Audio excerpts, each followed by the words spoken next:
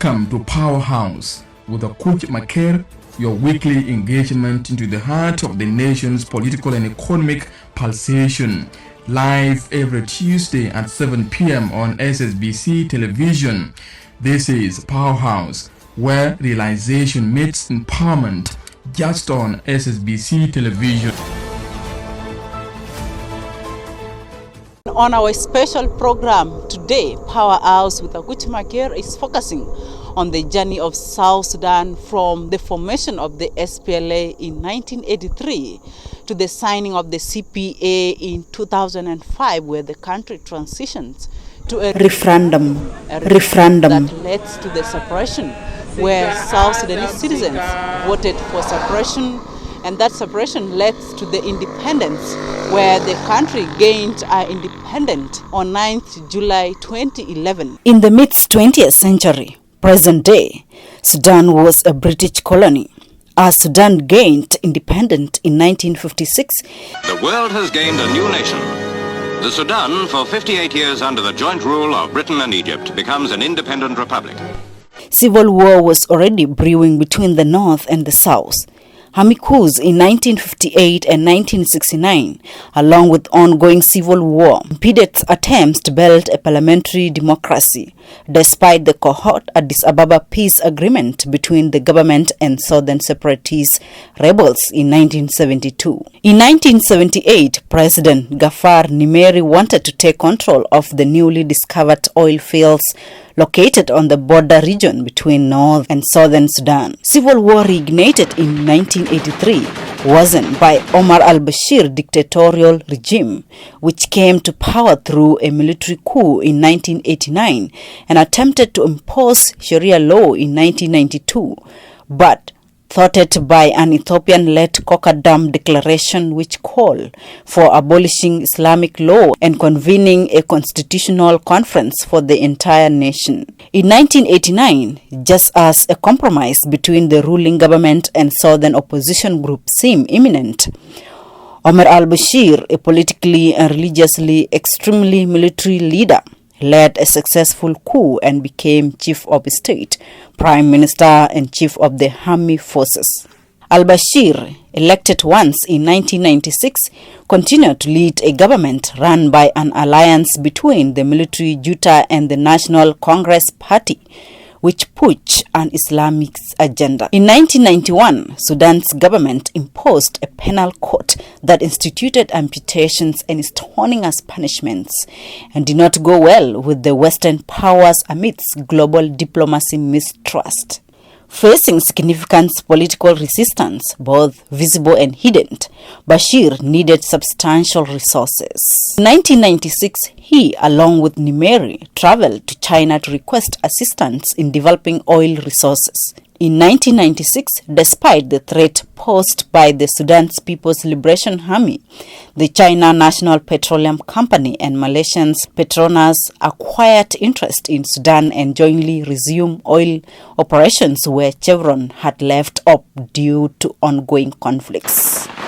In 1999, Sudan's Bashir launched oil exportation in Unity State for the first time. By 2005, after the signing of CPA, production had nearly reached 500,000 barrels per day. By 2007, oil revenues were estimated at $4 billion and economic growth exceeded 10%, with China also benefiting significantly. Sudan allocated 45% of the oil money to Southern Sudanese government. To protect these achievements, China used its veto power in the UN Security Council to protect Bashir's regime from sanctions and supplied arms to secure oil installations. The United States banned American companies from engaging with Sudan's oil sector in 1997, accusing Bashir's government of human rights abuses and supporting terrorists, including Osama bin Laden. Consequently, Chevron stopped its activities in Sudan under U.S. pressure and threats from the SPLA. The broader policy to Islamize all of Sudan led to the formation of the Sudan's People's Liberation Army in 1983, led by Southern Sudanese, Animis and Christian fight the central government in Khartoum, further intensifying.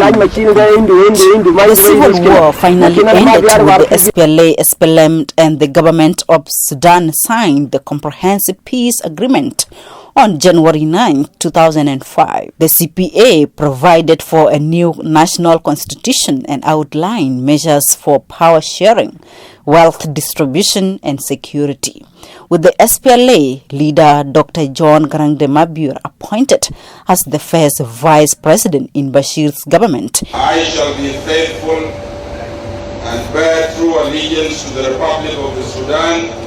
Before he died in a helicopter crash on 30th July 2005 and replaced by his deputy, Salva Kiir Mayardit, to lead the government of the then Southern Sudan. After years of planning and anticipation, Southern Sudanese citizens began voting in a week-long referendum on Southern independence on January 9, 2011. Preliminary results released at the end of January indicated that nearly 99% of voters opted for separation from the north. Sika Azam Sika, Sika Azam Sika. This is the moment that we were waiting for. We didn't want to kill one another. We just want to have our say. But we were not given the chance. So today is very important because we are saying it. Anybody can say it.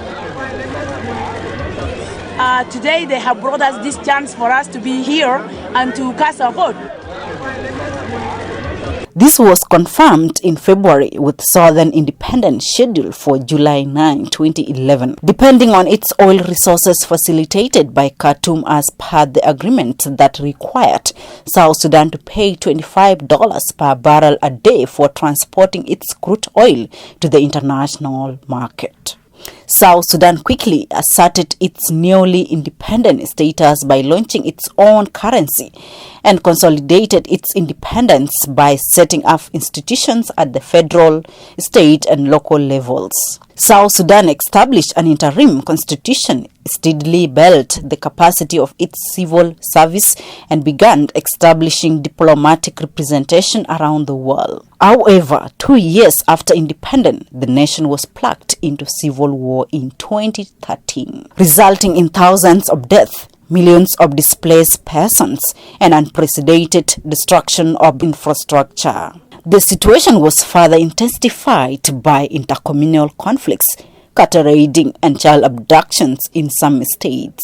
The first post-independence civil war ended with the signing of the agreement on the resolution of the conflicts in South Sudan in August 2015. A government of the national unity was formed in April 2016, with Dr. Riek Machar appointed as the first vice president. However, another war erupted a few months later. After 2 years of negotiations, the revitalized agreement on the resolution of conflicts in South Sudan was signed in September 2018 with introduction of 5 vice presidents, a move President Kiir accepted in hopes of fostering peace. The revitalized transitional government of national unity was mandated to implement the agreement fully and organize elections at the end of the transitional period. The parties agreed to extend the agreement for 2 more years, citing the need for additional time to address outstanding issues. Outlined in the revitalized agreement on the resolution of the conflict in the Republic of South Sudan had not been fully implemented because of numerous challenges, some of which are global in nature. In the context of using the artists, I wish to inform this House that the parties have progressively completed several critical activities and tasks such as unification, and deployment of the necessary unified forces.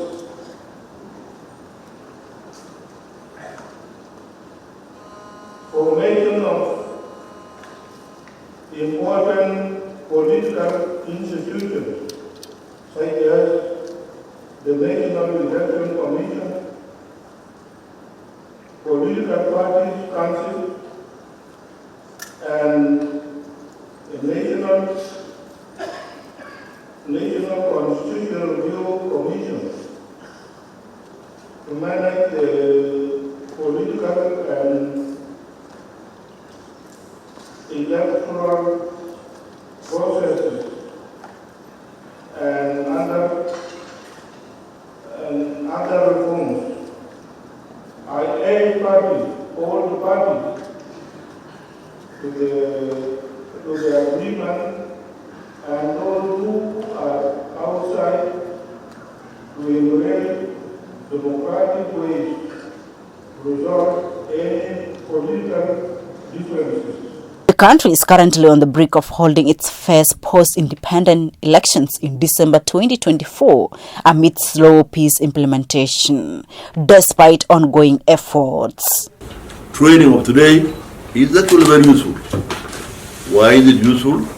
Election can't be done without voter registration. So the voters must be registered. Citizens hope these elections will transition the country into new democratic governance, economic stability, development, and lasting peace. We really need election in this country. It's because we need change, politically, economically, because this country needs change, and the change comes through election. Okay, those years back, South Sudan was 100% economically, if I may say. The reason why, because people were united, they were working for the government. But in the middle, when the war started among themselves, the country fall apart, and that is the cause. What I'm calling my government is, we need unity. We need that love when we were fighting between North and South and Southerner. Before, we used to be unite, and we will. If we were like this, I hope we will. We were not about to get this country where we are now. The reason why we are like this, it is the hatred we have, and people are fighting for what? They are fighting for the post. That is the reason why our country is back. We need love. We need unity as before. That is what I have seen. And the South Sudan was the best country by then, because I remember our currency was much valuable than Ugandan shilling, and then okay, let me put in East African shilling. حاليا أنا سعيد جدا بموضوع بتاع الدولة هينظم انتخابات في 2024 في شهر 12. يعني ده موضوع سعيد، أنا سعيد جدا به وفخور به برضه. يعني كلنا شعب جنوب السودان مستعدين لهذه الانتخابات بكل الروح والحكمة والسلام. لو عملوا انتخابات هيحصل تغيير في حاجات كتير، تغيير في ولايات، تغيير في العاصمة القومية جوبا، وتغيير في نظام الحكم، وتغيير في حتى في المدارس والتعليم والصحة والبيئة والأمن والاستقرار في الدولة. ما هيكون بطريقة أي حاجة تانية، لازم هيكون بطريقة الانتخابات. عشان كده أنا سعيد جدا، لازم انتخابات ده يسوي نفسه بأسرع وقت. لأنه البلد ده لو ما في انتخابات ما في تطور. انتخابات ده هو بهل مواطن جنوب السودان، لأن أول حاجة من ما نيل الاستقلال بتاعنا ما عملنا انتخابات. اختيار إنه وطن يكون عنده رئيس يتم زي ما نحن عملناه في استقلال بتاعنا. يبقى أنا موافق إنه لابد البلد ده يكون فيه انتخابات عشان مواطن يكون مستقر ويكون آمن. لكن زول اللي بيقول إنه انتخابات ما يعمل نفسه، نحن بنقول إنه زول ده ضد السلام، ضد التنمية، ضد مواطن الجنوبي، لأنه الشعب الجنوبي لو بيكور بأنه انتخابات يجي لابد انتخابات ده هو حل بتاع جنوب السودان واستقرار جنوب السودان، عشان مواطن يمشي يزرع ويعمل حاجاته بكل سلامة. When we have election, good thing will be doing within the nation. Like for us now, we have a lot of challenge within the nation now. Our society now are suffering a lot. There's no food. Even the employment itself is not there. Even the transport, people moving from one state to another is not there.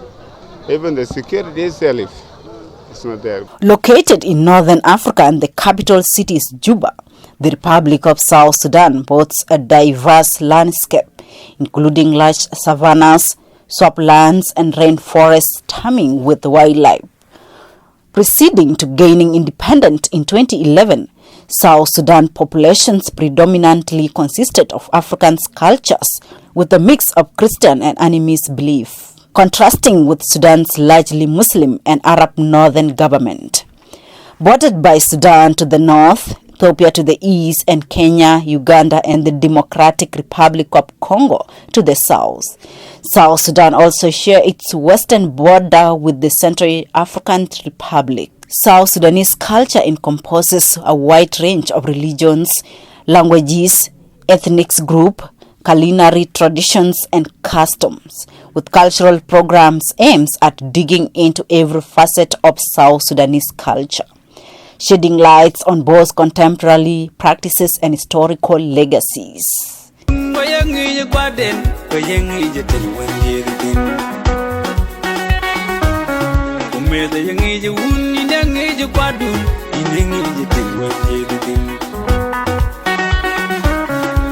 South Sudan 90% depends on oil revenue, producing thousands of barrels of oil in the oil-rich Upper Nile region. With the ongoing military war in Khartoum, the country's oil production has been interrupted as insecurity continues to obstruct oil field maintenance efforts. As a result of the war in Sudan, even oil production has been interrupted, affecting our national budget. South Sudan and the region are working to find a solution to the crisis in the region.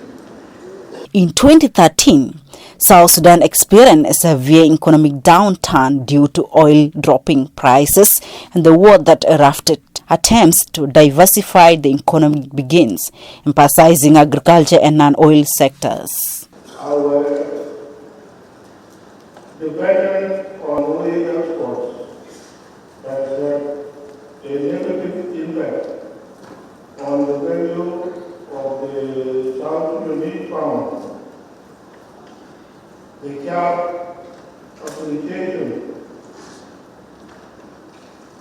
of the dollar against the South Sudanese pound, food security is a real problem facing every citizen across the country. The government has embarked on importing enough food supplies through the Ministry of Trade and Industry, and to sell it at a subsidized price that is affordable to the common citizen.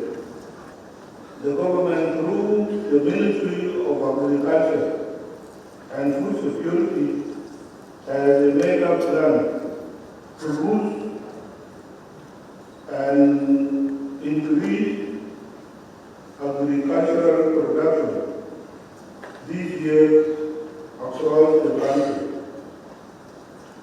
There review and open all the former agricultural schemes across the country. I urge your assistance. I urge your citizens in the country to invest in food production. Since South Sudan is blessed with enough rainfall and fertile land for agriculture, I urge all our partners to focus on supporting small-scale farmers across the country, especially those farmers who are able and interested to invest in food production.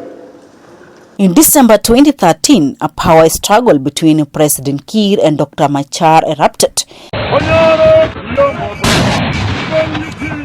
escalating into a civil war. Peace treaties were negotiated in the following years, resulting in periods of relative calm, followed by renewed clashes fighting government soldiers against rebel backing Machar. The civil unrest triggered a severe humanitarian crisis, displacing millions and inflicting widespread starvation and suffering. International humanitarian groups moved into afflicted populations. South Sudan's inability led to a massive refugees crisis, with neighboring countries hosting millions of displaced people. Since April 2023, an ongoing army conflict in Sudan between government troops and the paramilitary Rapid Support Forces has further intensified the refugees crisis in South Sudan, with tens of thousands of Sudanese refugees fleeing to South Sudan.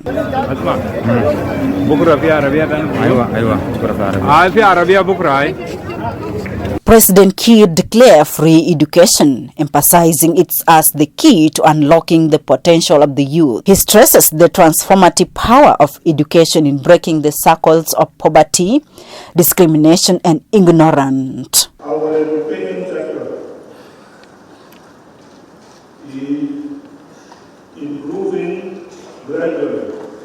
Last year, the government declared free education for all the primary and secondary schools levels. The government is discussing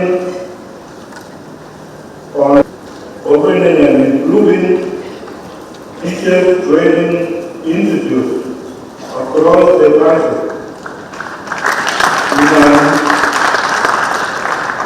in an attempt to improve the education standard in the whole country. The government has also strengthened the university administration to give quality education to our citizens. President Kiir's agenda for development remains a top priority, with ongoing road construction projects despite financial crisis. I am pleased to inform the August House on the infrastructure sector that we have completed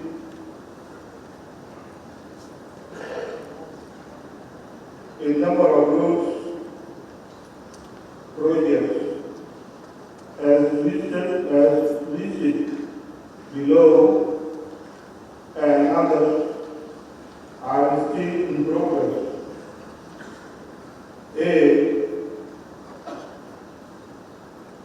The 200-kilometer Juba Gold Road, Tarmac Highway, B. Juba Terkeka Tarmac Highway, C. the Keleman Omoro Bridge in Wow.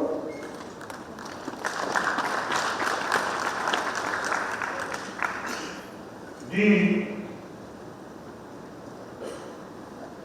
the Juba to Orin Kapoita Nagapan Maram Road, that the air traffic arrangement system, which started in July 2020, was completed in December 2023.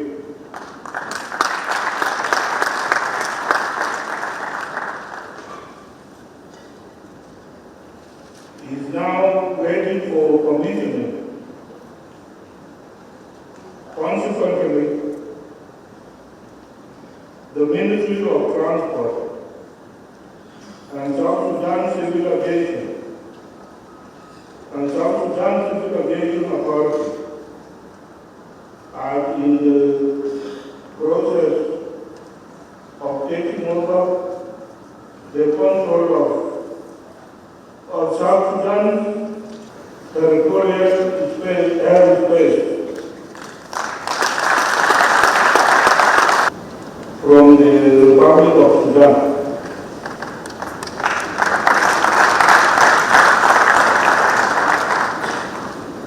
Taking full control of our airspace will enable our country to register airlines as well as collecting overflight fees.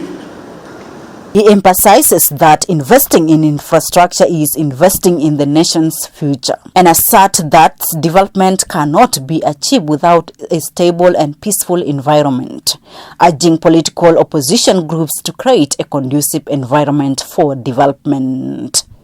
The peace negotiations I am opening today between the government of South Sudan and the whole-out opposition groups started in Rome 5 years ago under the Santo-Egidio community. We hope that opposition groups have a similar conviction and desire for peace in South Sudan, which when fully achieved will bring everlasting stability and economic development in the region, and leave alone South Sudan, but in the region where South Sudan is situated. President Kiir has consistently stated that the strength of a nation lies in the unity of its people, urging the citizens of South Sudan to unite for progress and prosperity. Accepting 5 vice presidents to pave the way for peace, Kiir has demonstrated his willingness to make tough decisions for the greater good. His commitment was evident when he signed the revitalized peace agreement and apologized to citizens for the devastating effects of the war.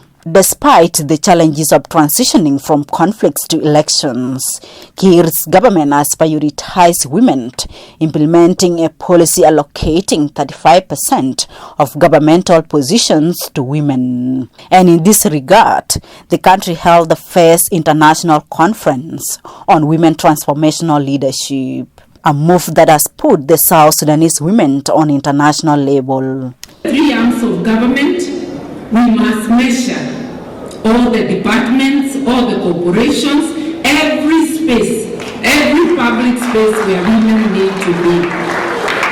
And I want to tell you, my sisters, and I've said it before and I know you know it, but we shall repeat, that the price of freedom is eternal vigilance. This focus on women's empowerment is seen as crucial for societal development. Notably, Right Honorable Speaker Nunu Kumba has demonstrated significant developments in Parliament and represents the country well in international forums.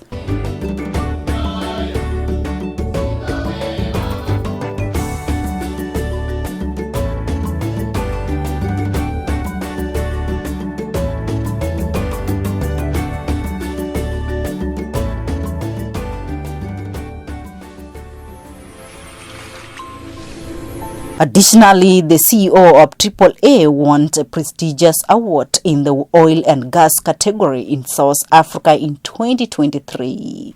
Under President Kiir's leadership, youth employment has been prioritized. Kiir acknowledges that the youth will shape the future of the country with their ideas, creativity, and resilience, driving innovation, development, and nation building. South Sudanese youth have gained international recognition, with the Bright Star basketball team representing the country globally and Juba National Stadium emerging. South Sudan, as they throw up the alley-oop and really put the cherry on top. Nothing left in the tank. He's been making that shot all day and he's exhausted as he will take his prayers and say thank you. And South Sudanese model making a mark in the modeling industry, showcasing the country's cultural diversity and beauty. Efforts to improve health care services continues, with a focus on providing better access and facilities to address the needs of the population. The new phase of Juba Teaching Hospital is contributing in health service delivery and donations of drugs and other health equipment by the donors. The government is working on effort to build institutions for accountability. Justice and reconciliation continue.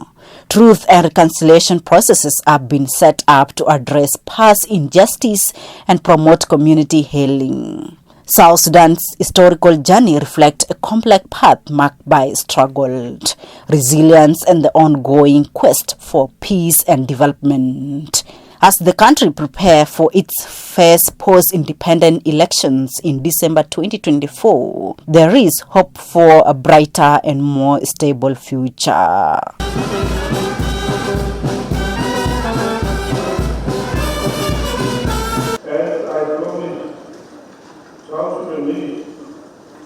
That I will never allow the country to return to war anymore.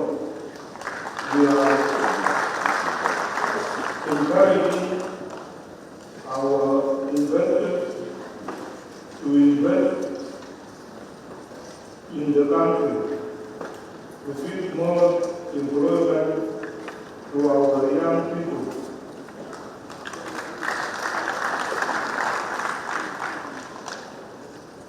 I request our fellow citizens to prepare for upcoming elections in December 2024.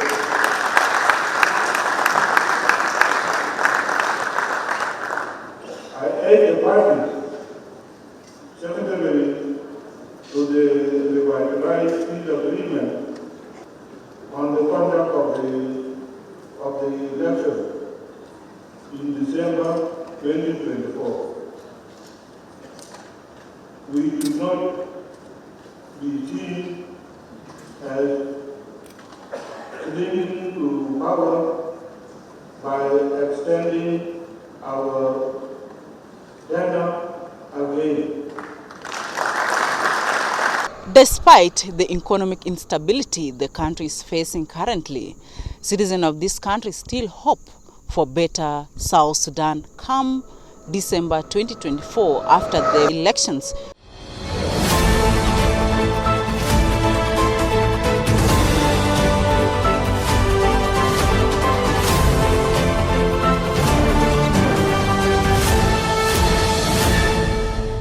Welcome to Powerhouse with Coach Maker, your weekly engagement into the heart of the nation's political and economic pulsation. Live every Tuesday at 7 p.m. on SSBC television. This is Powerhouse, where realization meets empowerment, just on SSBC television.